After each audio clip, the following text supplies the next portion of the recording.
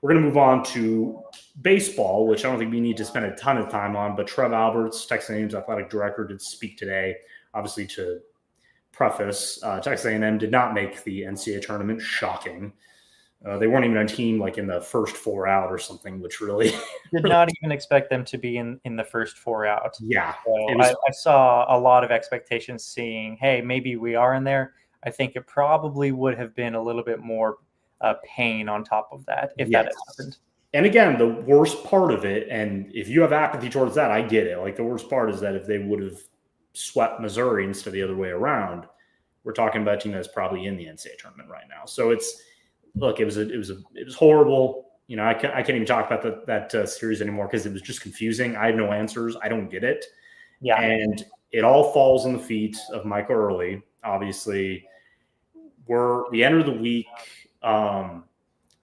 not really knowing what was going on. Kendall Rogers of D1 Baseball, he was actually responding to someone on X. It was kind of interesting that he would have that response in the public like that. He basically told this A&M fan, you know, I don't expect them to stay pat, basically, you know, concerning Early's future. And maybe that meant that they had hired somebody already and they're just kind of waiting to go through the process. But Tret Albert spoke today at the meetings and had a lot to say, and just talking about the college football landscape and obviously the playoff structure and stuff like that.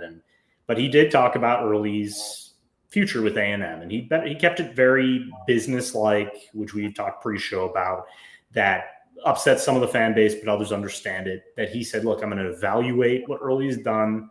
I'm going to really look through this entire season, all the ups and all the downs. And again, this is a first-year head coach that his buyout right now would be about $3 million, which for buyouts, that's not a lot. And that is something that you could really move on pretty quickly, especially for a financially sound institution like Texas A&M. But tell me what you thought about his comments. I just took it as this is what most ADs do 2 days after a season officially ends. They're not, unless it was so bad that you just had to pull the trigger and maybe you had someone in mind that you were going to get in here. But, you know, my personal opinion, some guys are locked up with their other programs. Maybe there were some guys that they wanted last season before Early kind of stepped up and the whole player retention thing became popular that they wanted. And now they're locked up. But yeah, tell me your thoughts on that. So what's interesting is that I agree with you when it comes to, hey, the AD said exactly what he's supposed to say, because what did you expect? Did you expect him to answer saying, hey, we're keeping him, or hey, we're firing him, or anything regarding to the future of something without discussing internally with donors, with people on boards, with his own athletic department? I don't think people quite understood just the amount of time and effort firstly went into trying to find Early in the first place last year, having to scramble around for it. But also now this year, they are already meeting with trying to discuss the future. He said it himself. They have to evaluate every single option going forward, because it's very, very delicate when it comes to this. Do they want to keep these players and retain them? Because let's be honest, if he comes back, these players will come back. Is it going to be where they let him go? Or is something where Kendall Rogers said is true, where I don't expect A&M to stay pat? I kind of interpreted that as I don't expect A&M to do absolutely nothing. So whether that means a firing on the coaching staff or a little bit of pressure here and there, I'm not 100% sure.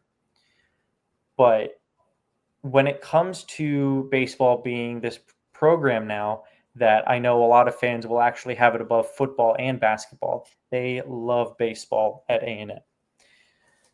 So they're very passionate about it. I think the fan interaction I saw on various social media websites was kind of split. People were vouching for Early to keep his job another year. Other people were calling for him to be fired. Maybe that's because they saw, hey, either the Missouri series or other series where it's like, come on, you had this roster, you could have done X, Y, and Z with it. So it's very, very hard to evaluate even now. I think it was hard to evaluate during the season because you could either chalk it up to one reason or another as to why maybe a team lost. But now you had that renown of a top-ranked team going into the entire baseball season, but now those expectations from the national media are coming back to haunt you, where you have all these talented players, you have these players on your roster who donors are spending their money on, and it didn't go anywhere near of what people thought it was going to. So it's going to be a hard decision overall. Whether that comes in the next few days, I would probably say so. I don't think it's going to be a long, drawn-out process. And for fans to either be, 50-50 on it, I think you just need to take what you're hearing on social media sites right now, besides actual people who write content like you or other people who are evaluating all the options just like the athletic department is. You got to take what other people on social media are saying with a grain of salt. Yeah, it's all opinion based, and we saw that obviously when Jimbo Fisher was fired. I never forget that day. I woke up at 6 a.m. or something hearing about it, and it was a shock. It was really a shock. We didn't hear much of anything. I think I think the only guy was Billy Lucci at Texas A&M that really knew anything, and he was kind of gatekeeping it that way. And then he got a lot of criticism of, well, if you knew, why did you act like he was going to get it's one of those things where I don't know. We just don't know. I think a lot of people think we know. We think we can talk to anybody, but Kendall Rogers isn't the say-all of information. He'll tell you that. The funny thing is, I do love that he had to basically tell people, I graduated from Texas A&M, right? So I'm really not biased because I managed D1 baseball. I'm just telling you how it is. I don't have any hatred towards them, but I'm also not going to treat them like my buddy. And he's 100% right with that. If he's hearing things that we aren't, and like you said, if they're making moves, could that mean they're telling Early to fire his coaching staff and move on from Caleb Longley and Jason Kelly and who else, and say, look, they were the reason why they couldn't hit the ball. They were the reason why the bullpen struggled early in the season. They were the reason why these guys didn't reach their potential, which could be accurate, right? But then there's this other sect of the fan base, like you said, of it all stops with the head coach. It's all their fault. They are the head coach, so if the team loses, they get the blame. It never made sense to me, because it's the same as a CEO of a company, that if you are a CEO of a company, yes, do you make the biggest decisions that alter the company's future? Yes, you do. But all at the same time, you need all those employees below you to do their job, but the company's not going to stay alive. And so that's the same thing with being a head coach, is that we were talking about with Mike Elko. Yes, the buck stops with Mike Elko, but this season's more important for, as I just previously said, Colin Klein, because Colin Klein was a budding offensive play caller that a lot of fans did not like last season, wanted him fired at the end of the year. That was never going to happen. But fan base is always going to shift every season based on how a team is struggling. And I said this, look, not everybody agrees with me. Bringing Early back would not be some huge disappointment or whatever. It's not my job to be disappointed. But at the same time, I could see an avenue that works where you basically tell them you need a new staff. Yes, you're going to retain your players, and that's great. You need to also get some new guys to replace outgoing guys, potentially like Jason Lavalette, Wyatt Hensler, et cetera. And, if you get some young up-and-coming assistant coaches, especially a hitting coach, you're going to see improvement likely. I mean, that's what we've seen with a lot of staffs, is that, he's also a first-year head coach. So you knew the lumps were coming. He had never done this before. He's 37 years old. Let me say again, he's 6 years older than me, which is weird, because usually these guys are 30 years older than me, because they've been coaching since 1992 or something. They've been doing it so long when they were getting paid nothing. Now these guys are getting paid more, so there's more pressure on them to produce now. So there's a discussion there of, well, don't you just give him a second chance automatically because it's 1 year? It's the same with Elko, right? Were you going to fire Elko because they finished 1-4? Were you going to basically say, you know what, we don't believe in you. You're gone. Let's go get is Nick Saban available? No, that's not how it works. So there is some grace that needs to go with these coaches. But I do get the discussion of maybe he was never the right fit. Maybe he was just a a hire that was based on we want to keep our stars, especially Lavalette and the pitching staff and Ryan Prager coming back. And they saw that all these guys voiced their opinion on social media saying that if you hire early, we're going to come back. And that just led to this hire. It was a risk, but it could be a big risk, big reward situation. It didn't turn out to be that way. First number 1 overall ranked preseason team to miss the NCAA tournament since, I believe, 1991. So that does not go in his favor. And when you are evaluating him, all that's on the table. So they're going to go back and look at, yeah, you beat when you scored 17 runs against Tennessee and you won that series, when you won the series on the road against Arkansas, all these top seeds, right, in the NCAA tournament, as we see. And then you're going to see the lowest of lows, and you're really going to focus on the Missouri series. And you're going to ask him straight up, if I was Tret Albert, I go, what happened there? Seriously, what happened there? I want to know what happened, because you had just beaten LSU, who was another team that could win the championship this year, 2 out of 3 games. You stepped up, you had clutch hits, and then you go into the next weekend and you lay the biggest egg we have seen for Texas A&M since the Appalachian State loss, in my opinion. Yeah, so, definitely a goose egg there. Exactly. So you gotta go through all that. You gotta look at it. You gotta evaluate, and then if you want to move on, you better have someone in place. You better have a big name, because I was talking to Robert Berenson and Will Stone last week. Their opinion was different than mine. Of you just need to get a bigger name and a more experienced name, because this program is too important to screw up right now. And I get that. And like you said, it's tied up there. It's tied up there with football right now. Like the love for Texas A&M baseball, the money that's gone into it, the fanfare, the dedication is there. So are you going to make half the fan base really mad by just telling them, look, we're going to bring him back, which some will be happy because of the player retention, but others will not be.